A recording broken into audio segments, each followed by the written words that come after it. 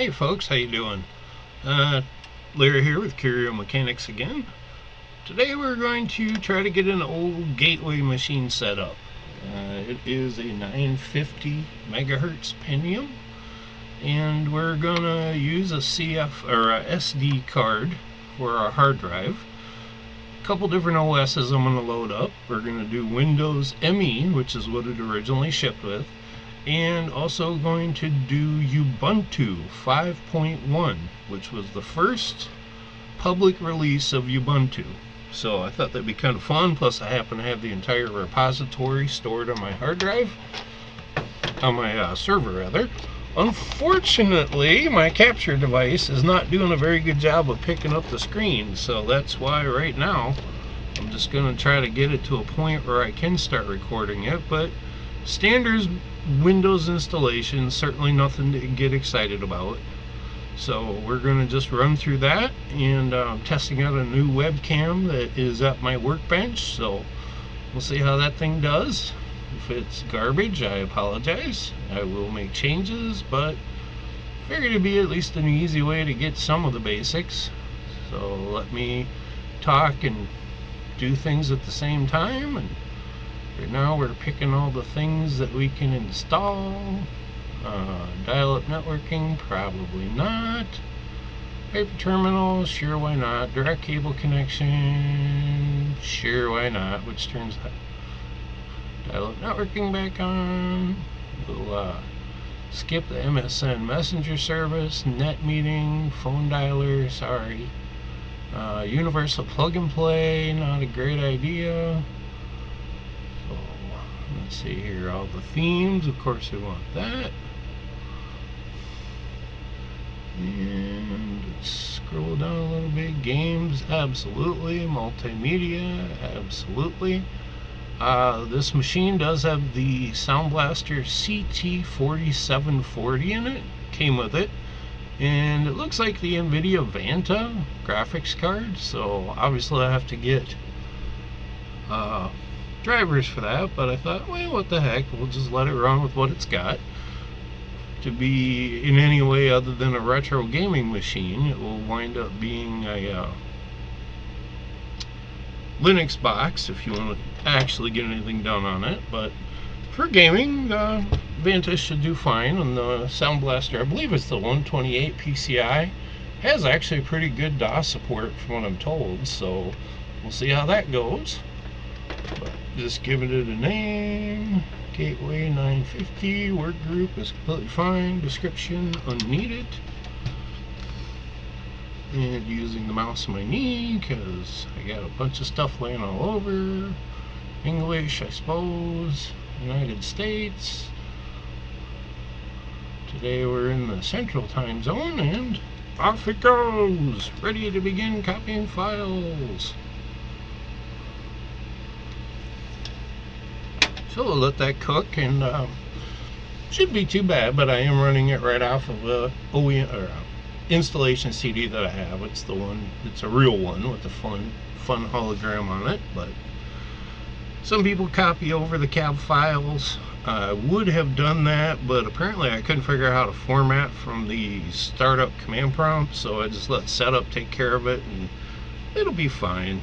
So anyway, it says I got 24 minutes, so unless you want me to sing you a song, I'll probably stop recording now. Yeah, thought so. See you in a little bit. Quick funny story while we wait here. I put a 5 1/4 inch 3D printed adapter in the front for the CF card.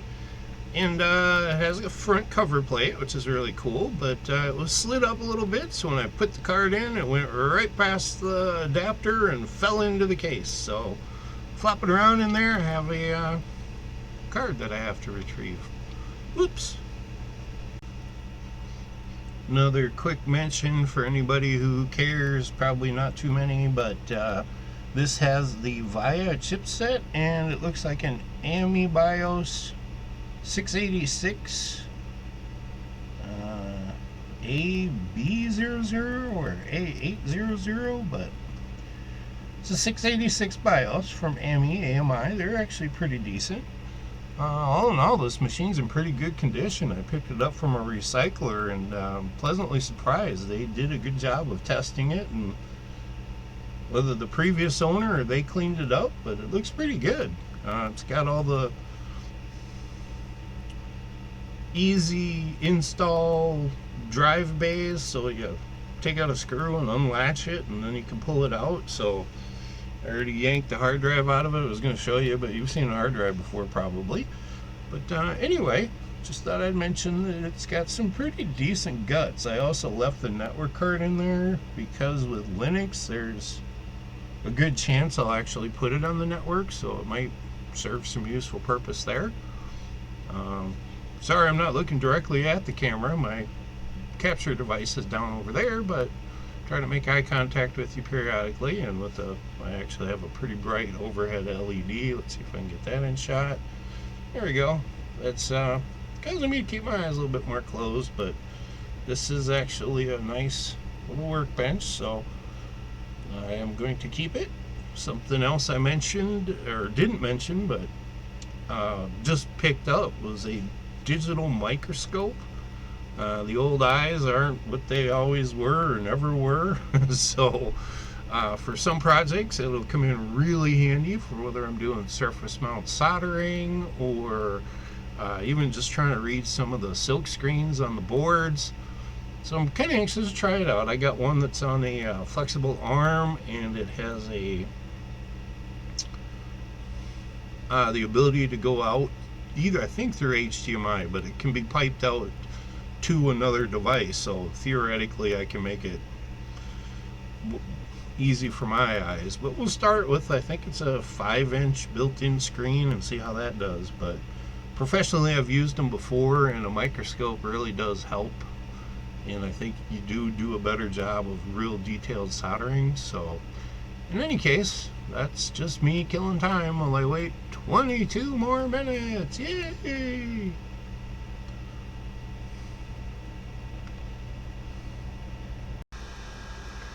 Figured while we're waiting here, I'll give you a quick tour of the inside. I put that green cable in there. It's pretty standard stuff, but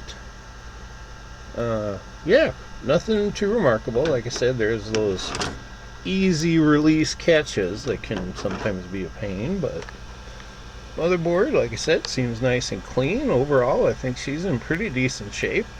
Got the Vanta video card, the Sound Blaster variant, and then the network card is the only thing in there. She does have PCI and an AGP slot for the video card. I believe this one's featuring 384 megabytes of RAM. There's two sticks that are in there. It has 3 slots. And then I just left the DVD or CD burner that was in there.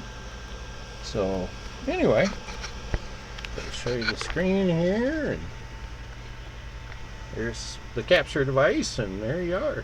She's firing up. So let's give it a second here, and hopefully we'll have some windows going on.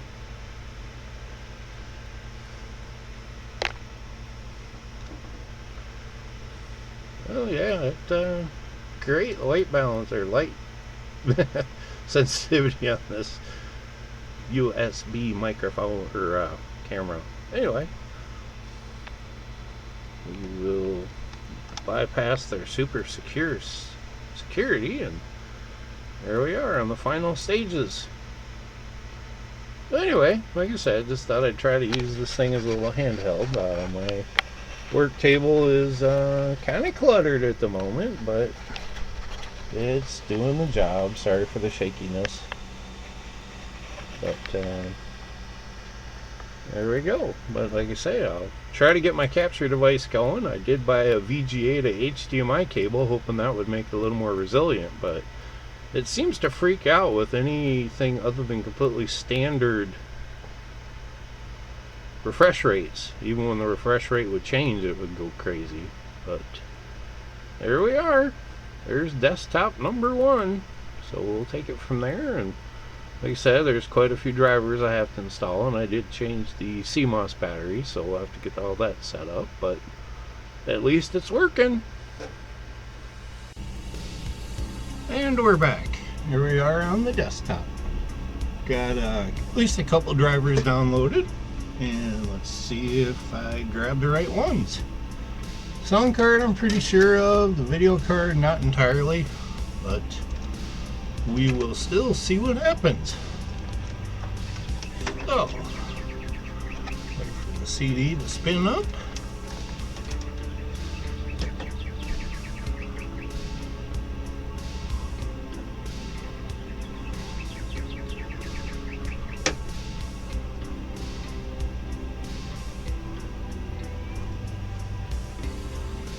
So let's do the sound card first.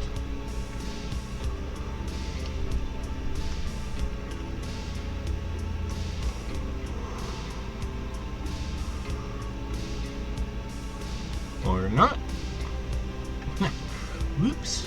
Alright, let's try the video card. We're trying the detonator drivers.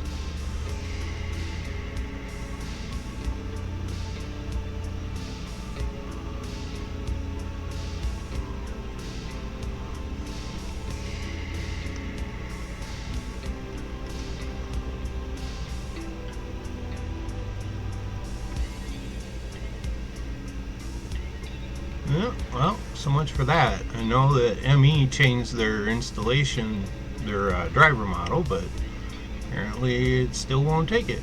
So that was a big waste of a disc. I will try to burn some other ones and be back in a bit. Okay, let's try this again. See if I get the right drivers this time.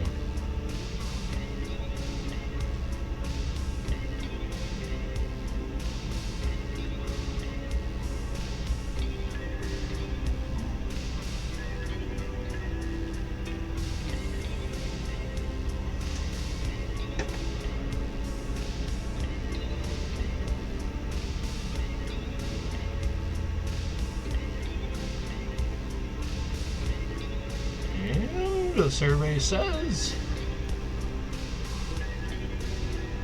alright.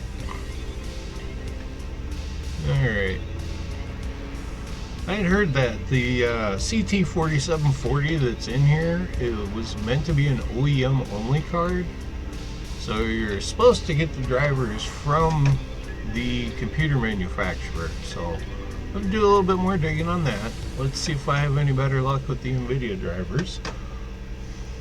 These were downloaded courtesy of Phil's Computer Lab, so shout out to him and that massive, great archive he's got. But this is probably going to blow up my capture, so we'll see what happens. But for now, off we go. Oh, looks like something's happening. So at least we're getting somewhere. That's fantastic. Just let her cook along. I am not going to do a network card driver for this. I don't feel comfortable putting Windows 9 ME anywhere near the internet, even on a homeland, so I will be doing that in Linux, because I will be, like I said, installing Linux 5.1. But for now, let's see how we did. See if the capture hangs in there.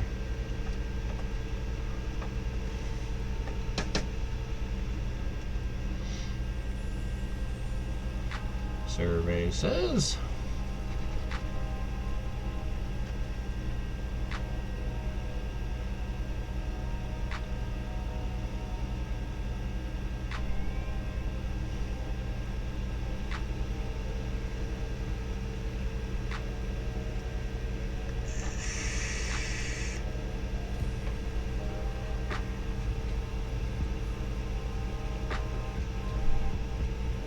yay! Woo!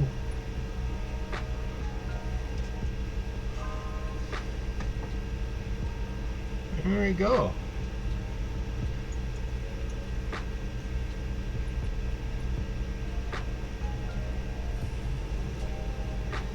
So let's see if we've got any options in here. Yep, we're in good shape. Fantastic. Alright, well, at least we've got a video driver. Let me go and try again and see if we can get a sound driver. Okay, here we go again. I managed to find the installation CD for the 4750, which I understand is the compatible. So this will be a little bit better because we'll get all the software suite that goes with it, hopefully. But we're going to find out pretty darn quickly here. I was able to find it. The ISO was on archive.org. So thank you to them as well for helping preserve a lot of this stuff. But would have expected an auto run. Let's see what happens here.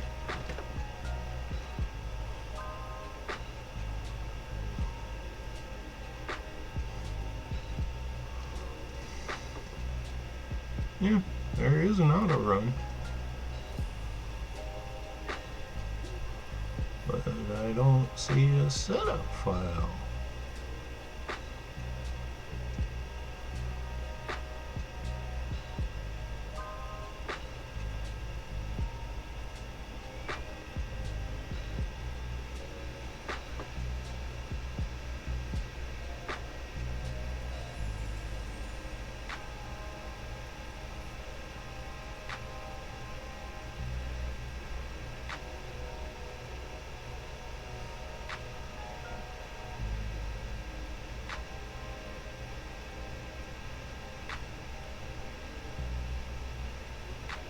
Well,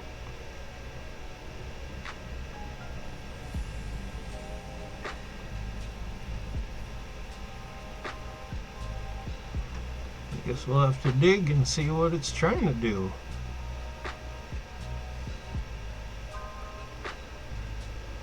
CT run.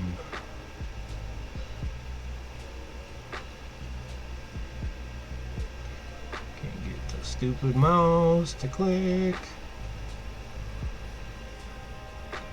Oh, come on.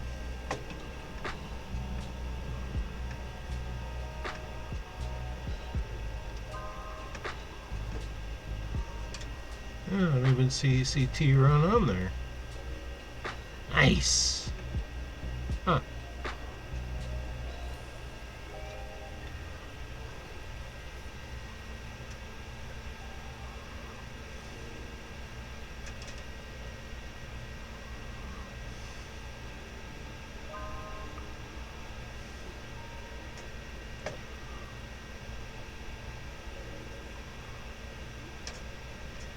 Oh, sure, why not Acrobat?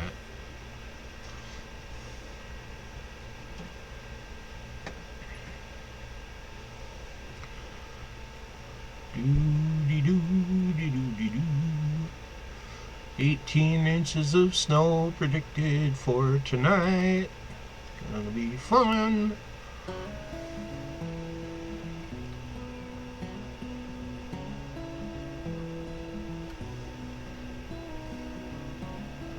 Eventually it'll do something, I promise. Maybe. Usually this happens with larger self-extracting archives. They're actually extracting themselves in the back, but who knows? When in doubt, click it again. There we go. Well, whoops.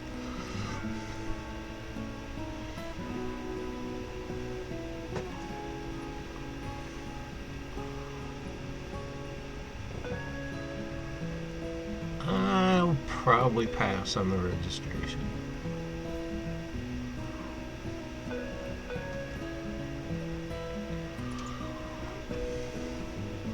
Please wait for a while. Well, okay. Doo-dee-doo-dee-doo. Is it done yet? How about now? No? No. It's still thinking. There we go. Well, looks like we finally got lucky with the driver. That's fantastic.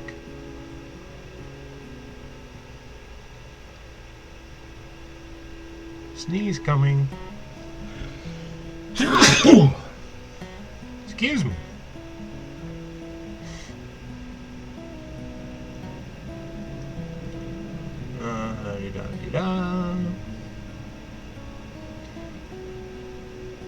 This is the fun of older machines, is just getting the right drivers and finding places to source them. There's a good chance I'll be putting this machine immediately up for sale, so I always keep a copy of the drivers that I use to install, just for their benefit for future possible reinstalls. But yeah, it's always fun. That's part of the challenge of dealing with legacy hardware. It's just getting all the correct components. And I know Millennium Edition has always been known for being a little bit touchier, but like I alluded to before, this is the version that they changed the driver structure, so I guess I'll forgive them. And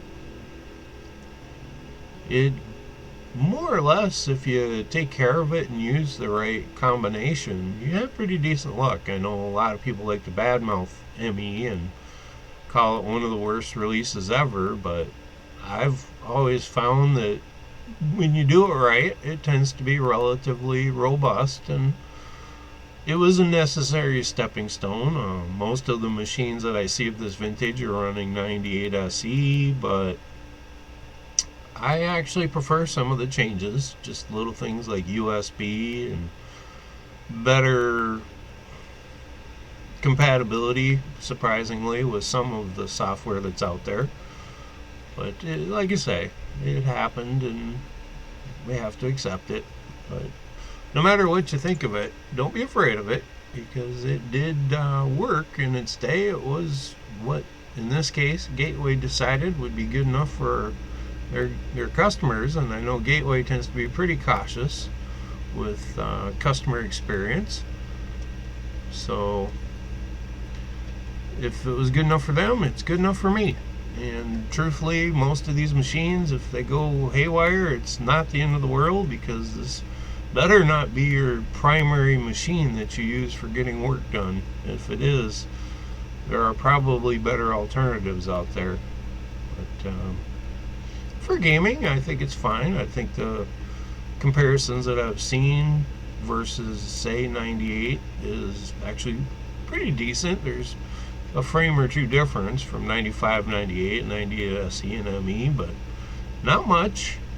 I actually feel sorry for XP more than I do ME. It seems like XP vintage machines just kind of go dirt cheap, and they're not much of a collector's value to them, which is unfortunate. I think it was a solid OS, and I think it was pretty solid hardware, but it just never got that nostalgia value, I guess, yet.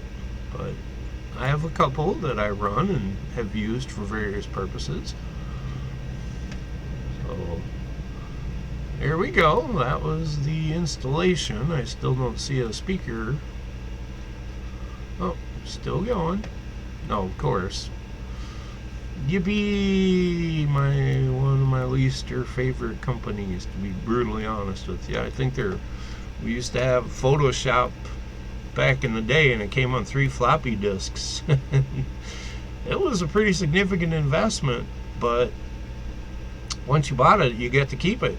Now, from what I understand, almost all Adobe products are subscription based, and I'm just not a giant fan of that whole system. If I buy a piece of software, I would like it to work as long as I intend to use it. And more and more companies are moving away from that. Steam is another great example, and I'll be honest, I have a lot of games on Steam, but you have to consider them transitory, because at some point they probably will go away. Here we go. Anyway, reboot time. Let's see what happens and see what the capture card does.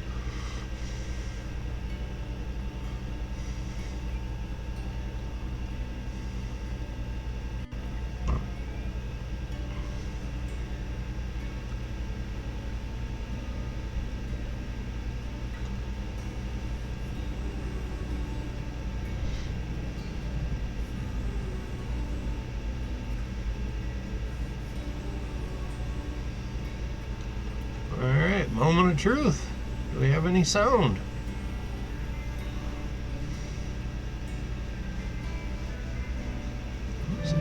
We do! Fantastic. Alright, wow. We are getting somewhere. I remember they had a pretty elaborate software suite, but let's just fire one up real quick and see if we can do anything. I do not have the sound fonts installed, but I don't know if they're included with the CD or not.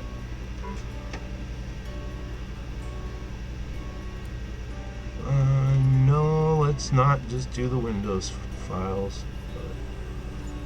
Let's see what we can get. I think that's the open button.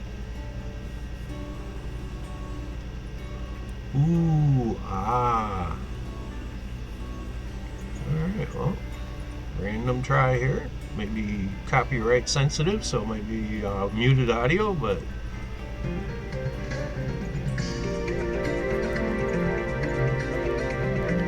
sounding pretty good.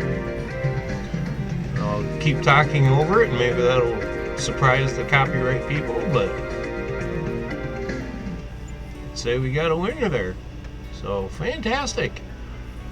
Well, that pretty much takes care of this side of the install. Let's, I suppose, take a quick peek at the old device manager and see if there's any other major problems. Yeah, just the network card, which I'm quite okay with it not working. In fact, that's to me desirable. So now I can move over to a Linux install and get that going. So I'll do a little switcherinos and we'll see if I can capture that or not. I do intend to put it on a completely separate SD card just so that it doesn't create more trouble with the dual boot, but I'm using 32 gig SD cards, and yeah, anyway, we got this far. We're on the right track.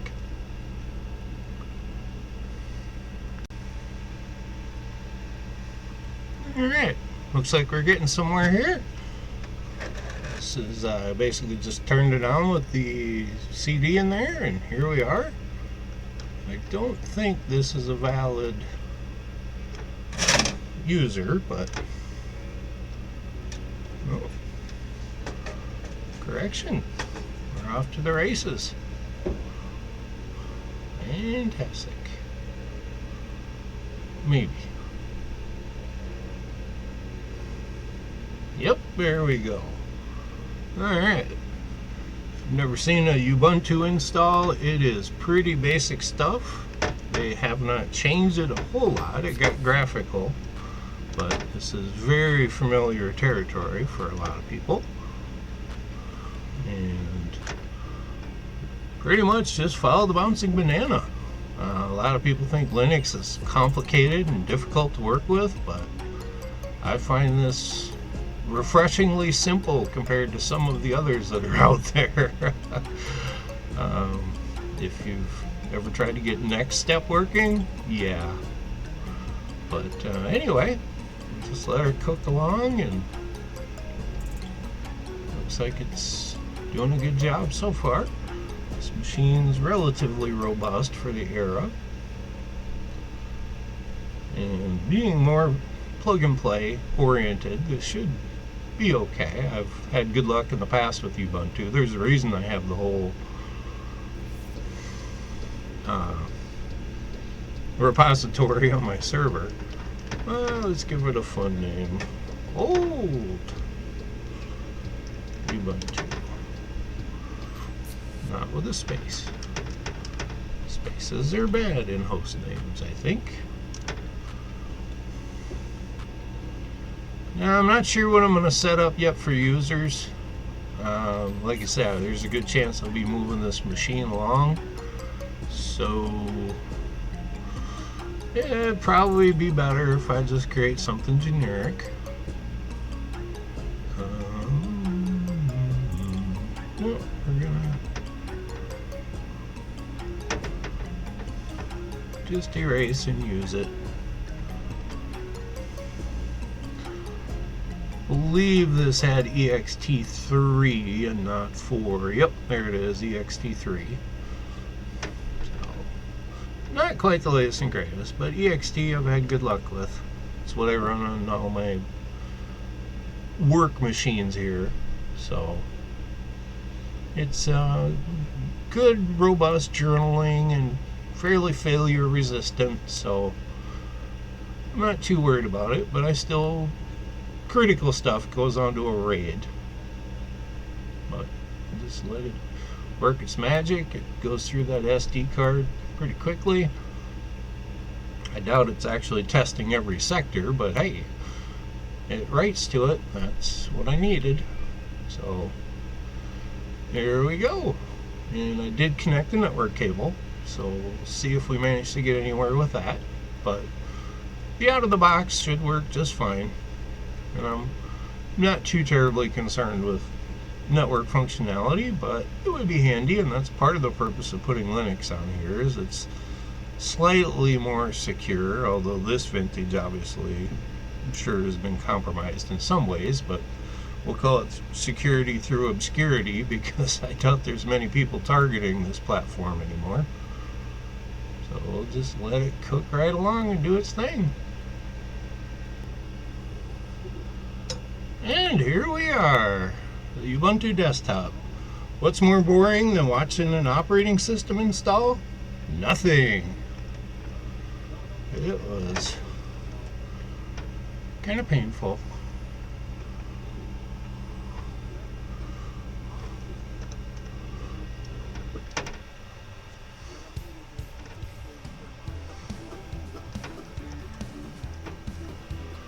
But there we go.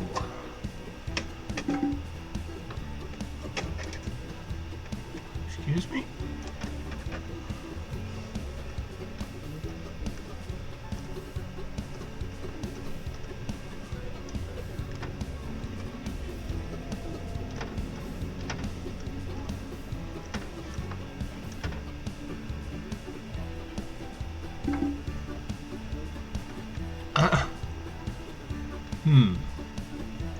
Wheel. See what we can do about that.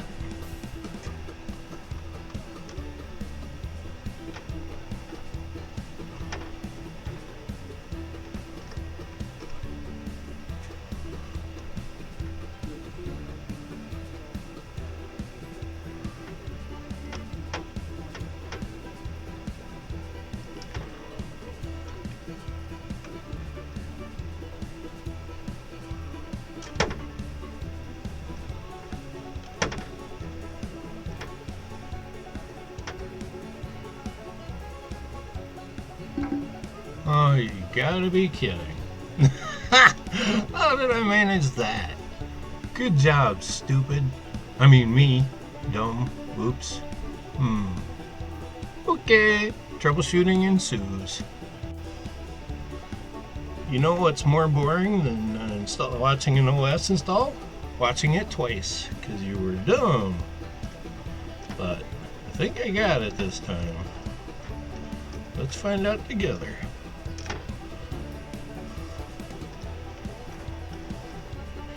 So everybody says, there we go.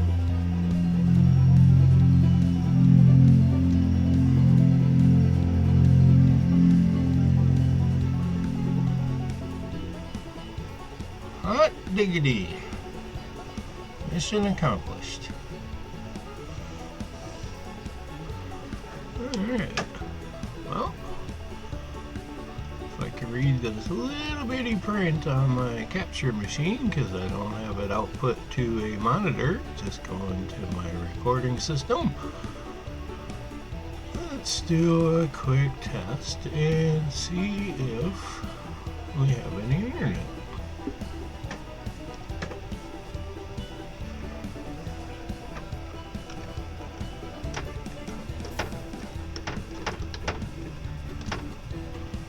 We do.